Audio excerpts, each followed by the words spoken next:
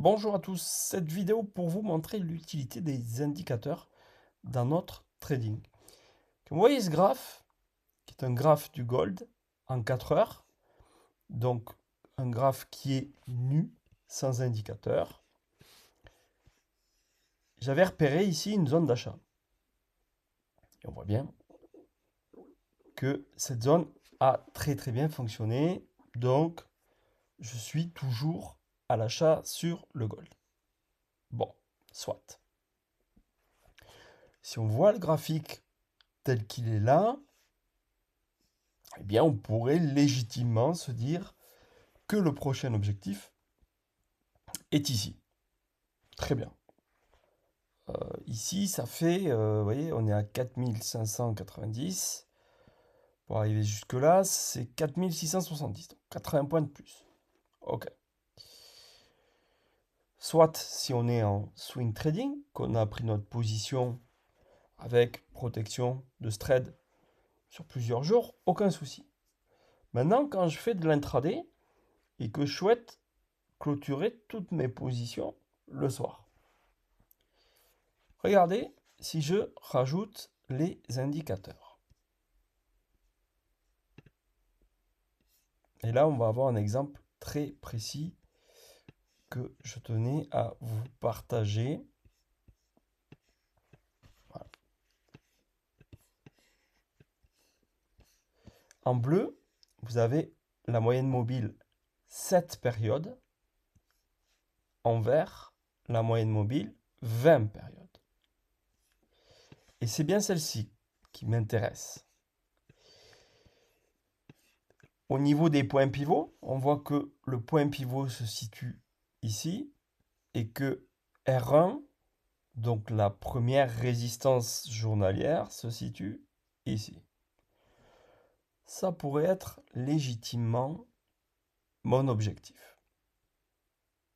Mais sur notre route, je constate que nous avons la moyenne mobile 20 périodes, 4 heures, baissière, que l'on a testé lors de la dernière période. Et on est en train de se cogner la tête dessus. Donc dans un schéma comme celui-ci, je vais prendre mes bénéfices quand je suis en intraday pour rentrer plus bas. Parce que mon risque de probabilité pour qu'on redescende est important.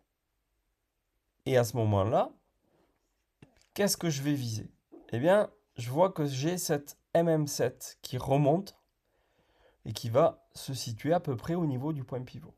Donc mon prochain niveau d'achat pour le gold, il va se situer par ici.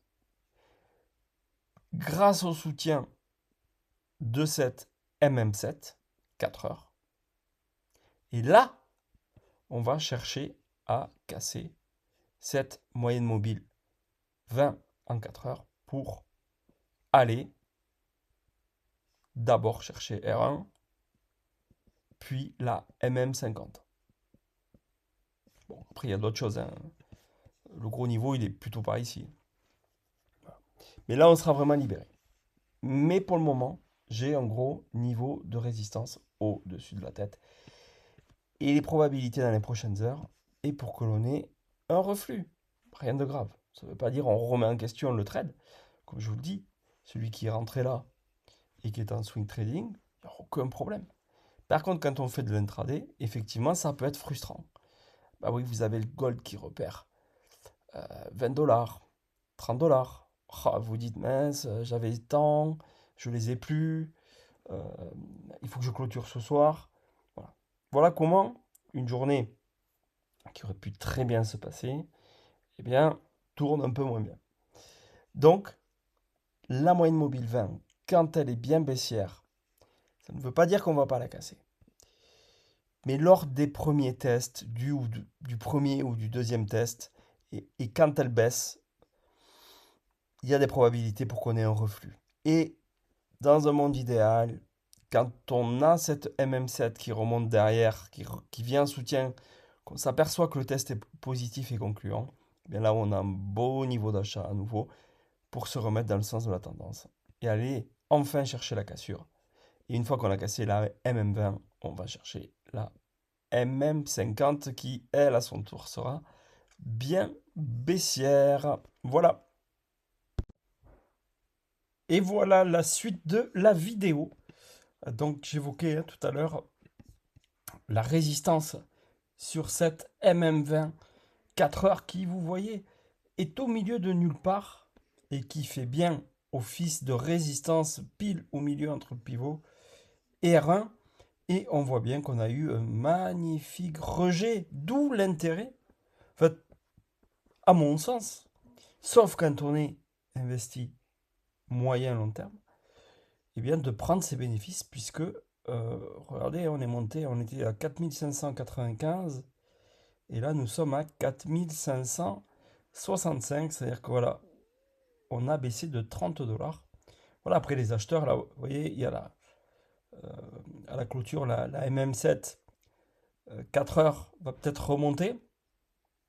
Elle remonte d'ailleurs tout à l'heure. Et ce sera peut-être un niveau d'achat pour se repositionner à l'achat, mais à un meilleur prix et puis en ayant surtout encaissé ses bénéfices plus hauts.